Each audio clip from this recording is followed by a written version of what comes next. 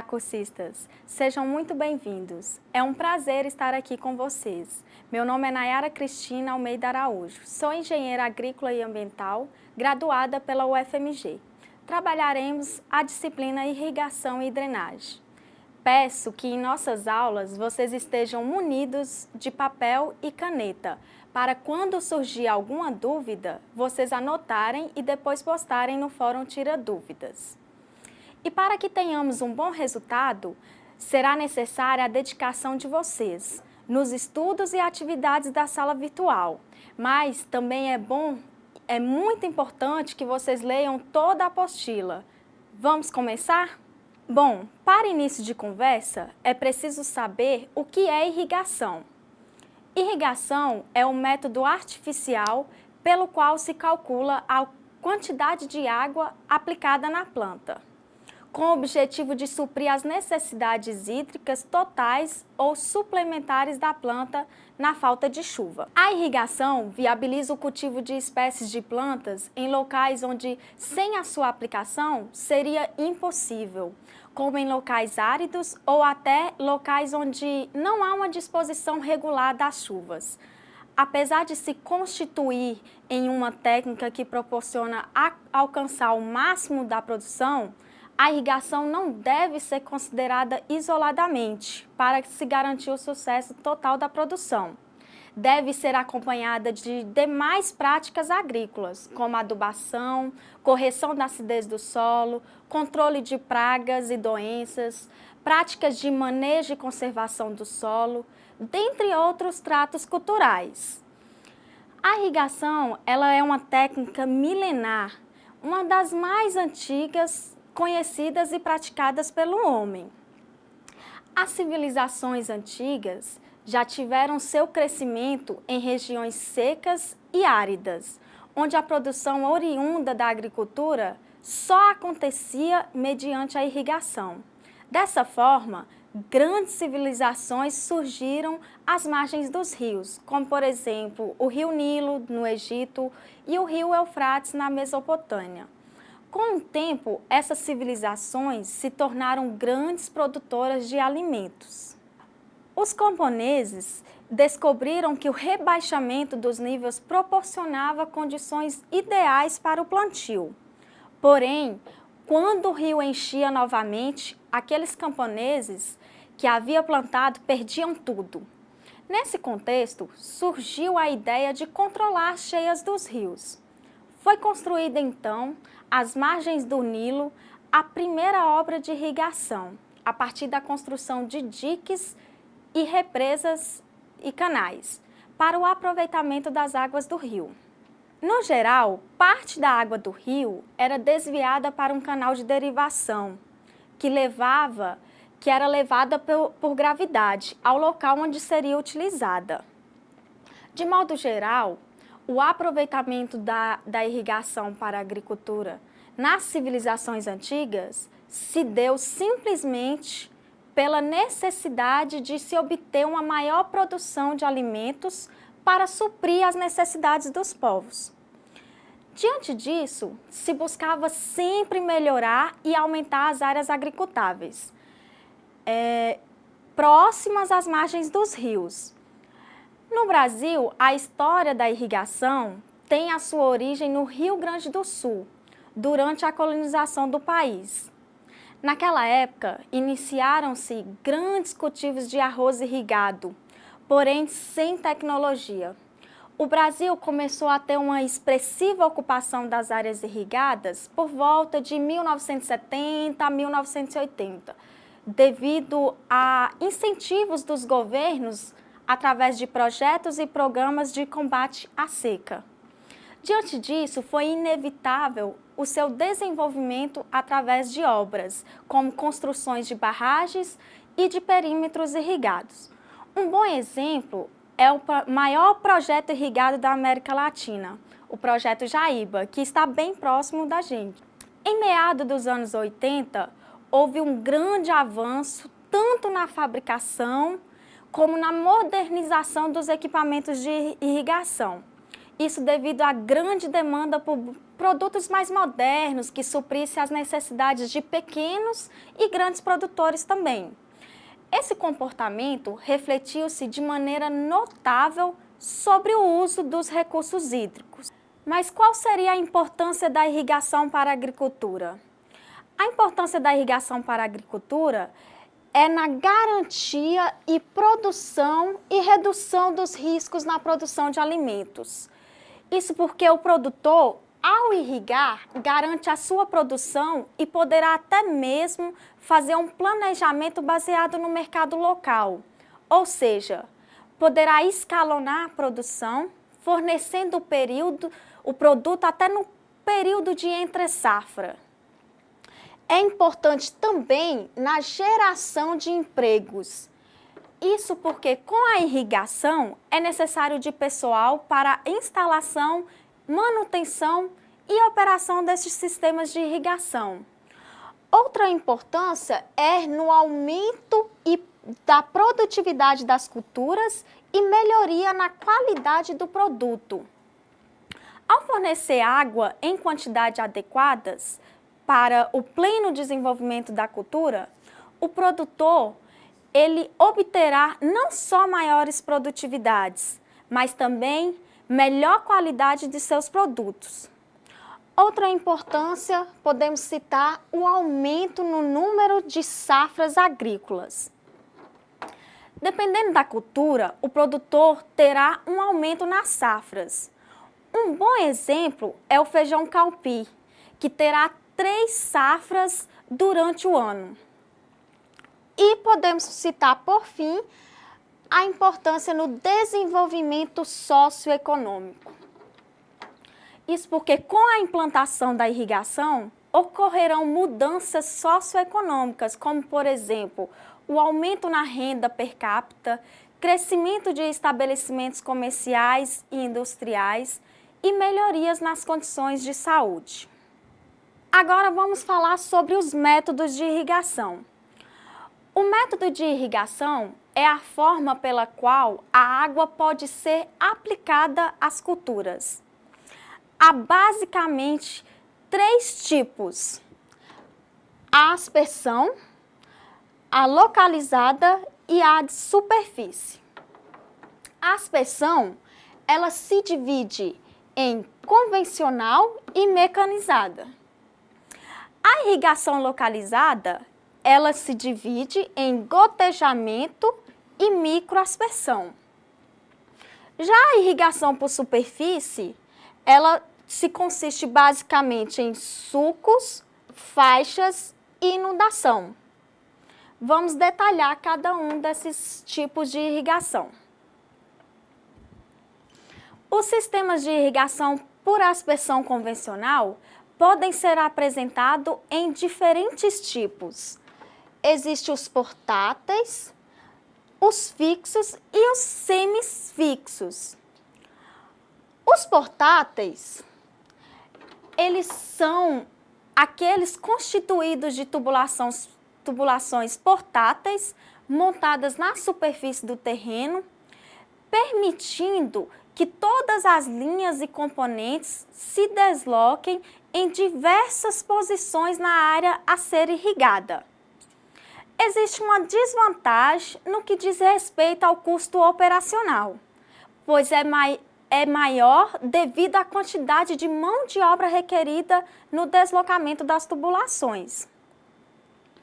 Já os sistemas semifixos são aqueles em que apenas as linhas laterais se deslocam nas diferentes posições da área irrigada. Os sistemas fixos, eles são aqueles em que as linhas principais e secundárias e as laterais, elas são enterradas e suficiente para cobrir toda a área. Então, o sistema todo fica aterrado.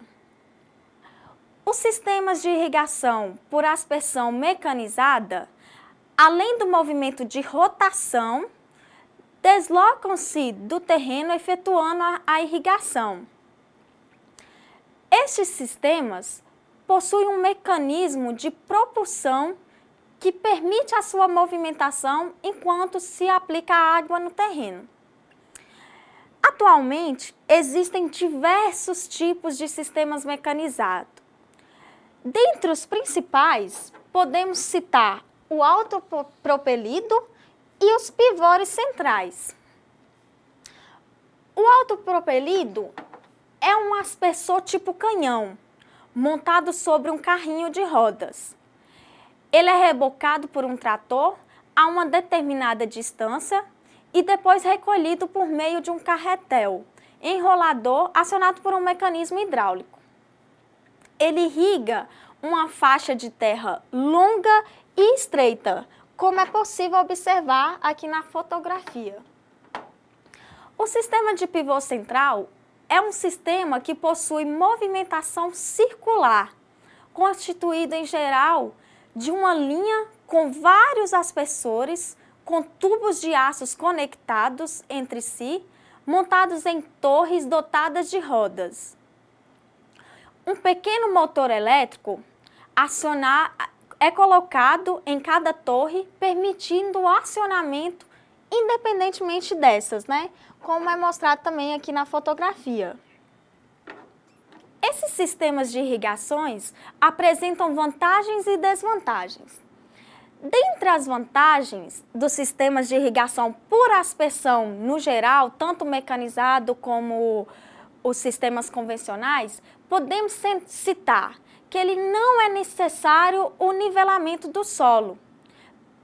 Permite um bom controle da lâmina d'água a ser aplicada, desde que se tenha um bom manejo de irrigação. Outra vantagem também é que ele possibilita a automatização, podendo o produtor obter economia de mão de obra. Possibilita a economia de água também, desde que seja bem dimensionado o sistema. E ele também quase não interfere nas práticas culturais, da cultura, né? Quanto às desvantagens, os sistemas de irrigação por aspersão podem apresentar elevados custos operacionais e de manutenção. Os custos iniciais podem ficar elevados. O vento também afeta a uniformidade de distribuição de água dos aspersores. E pelo fato de molhar as folhas das plantas, pode favorecer o aparecimento de algumas doenças. Outra desvantagem também é que os constantes impactos das gotas de água, tanto no solo como na planta, né, pode provocar ali no solo compactação e erosão. É muito trabalhosa a atividade de transportar tubulações portáteis e isso também pode ser uma desvantagem para o transporte das tubulações e acessórios dos sistemas convencionais. Para compreender o sistema de irrigação localizada, é necessário primeiramente conhecer os dois métodos utilizados: a irrigação por gotejamento e por microaspersão. A irrigação localizada por gotejamento compreende na aplicação da água gota a gota diretamente na raiz da planta, em alta frequência e baixo volume, de modo que mantém o solo na região radicular das plantas com uma boa umidade. Com isso, a eficiência de aplicação é bem maior e o consumo de água é bem menor. A irrigação localizada por microaspersão trata-se de um sistema de irrigação em que a água é aspergida através de microaspersores, que são miniaturas de aspersores, próximos ao sistema radicular das plantas, né? Então, aqui na fotografia é possível observar a irrigação por gotejamento e pela microaspersão.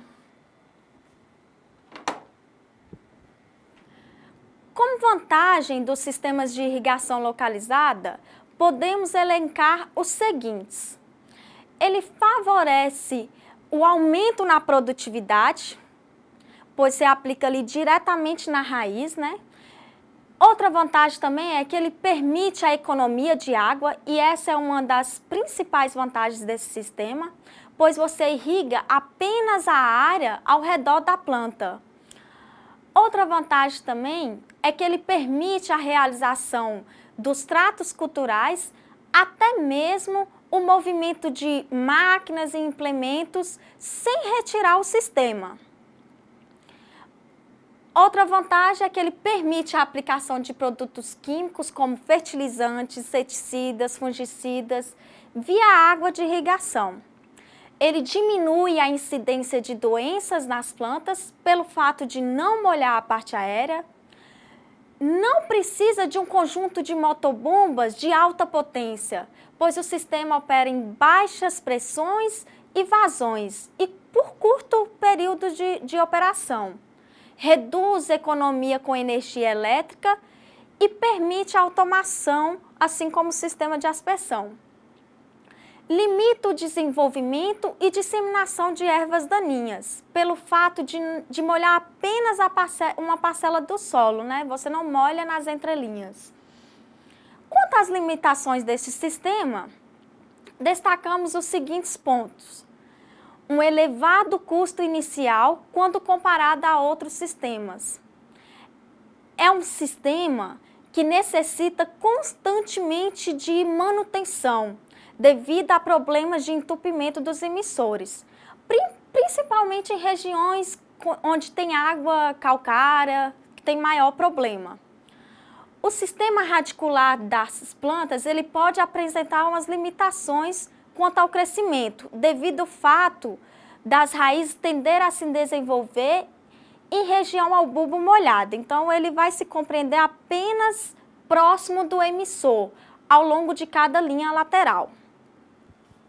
Por fim, podemos destacar aqui os tipos de sistema de irrigação por superfície, que trata-se de um método de irrigação não pressurizado, ou seja, a distribuição da água para a cultura se dá por meio da gravidade, através da superfície do solo. Estes sistemas são combinações dos seguintes métodos de irrigação por superfície. Existe a irrigação por suco, por faixa e por inundação. A irrigação por suco é o sistema em que a água é aplicada através de pequenos canais abertos, escoando sobre o solo e infiltrando lentamente. Já na irrigação por faixa, a água é aplicada em faixas no terreno, paralela às fileiras das plantas, com uma pequena diferença de nível. A água escorre ao nível maior, do maior para o menor. Então, aqui tem um pequeno desnível, né? Então, vai escoar de uma área com nível mais alto para o nível mais baixo. Já na irrigação por inundação, a água é aplicada diretamente no solo, pelo efeito da gravidade em altas doses. Então, aqui, por exemplo, em cultivos de arroz, como é possível observar nessa imagem, você tem uma área toda inundada. A aplicação de água é feita de maneira que ela escoe e mantenha a água uniforme em faixas e parcelas circundadas por diques durante um determinado tempo. Muito utilizado no cultivo de arroz no sul do país. Não deve ser usado, esse método de inundação não deve ser usado em cultura sensível à saturação do solo. As principais vantagens do método de irrigação por superfície são que ele permite um menor custo unitário por ser uma prática bem simples, né, e uma boa simplicidade operacional. Não há necessidade de equipamentos de alta tecnologia, pois o sistema funciona bem simples, né, com equipamentos bem simples. Em relação aos outros sistemas de aspersão, ele tem a vantagem de não sofrer efeito do vento. Outra vantagem também é a economia no consumo de energia. É menor quando comparada à aspersão. Diferente dos sistemas de irrigação localizada, ele permite a utilização da água com sólidos em suspensão. Do mesmo modo, os sistemas de irrigação por superfície também apresentam algumas limitações, tais como a área com declividades muito acentuadas, é preciso a sistematização e regularização do terreno, tornando-se mais trabalhoso a utilização desses tipos de irrigação. O seu dimensionamento também, por incrível que pareça, ele é bem complexo, pois requer ensaios de campo e avaliações permanentes. Existe uma grande necessidade e um bom planejamento para que o sistema apresente uma boa eficiência de distribuição de água durante a aplicação. Como o sistema é bastante simples, não desperta interesse comercial, em função de se utilizar poucos equipamentos. Já é um sistema assim que está sendo pouco utilizado, né, já mais ultrapassado. Tanto os sistemas de irrigação por aspersão quanto os sistemas localizados, há uma grande demanda de materiais, tais como aspersores, microaspersores, tubulações, mangueiras de gotejo e várias conexões. Estes equipamentos vocês podem ver com mais detalhe na apostila da disciplina. Então, este sistema desperta muito interesse tanto nas empresas que fornecem esse tipo de serviço, quanto órgãos financiadores de projeto, ao contrário dos sistemas de irrigação por superfície, né? E com isso, encerramos os assuntos da nossa primeira videoaula. Eu espero que vocês tenham gostado e tenham absorvido ao menos um pouco do que vimos aqui hoje. Lembre-se de acessar a sala virtual, participar dos fóruns e postar as suas dúvidas. E não se esqueça dos estudos da apostila. E por enquanto é só. Bons estudos e até a próxima!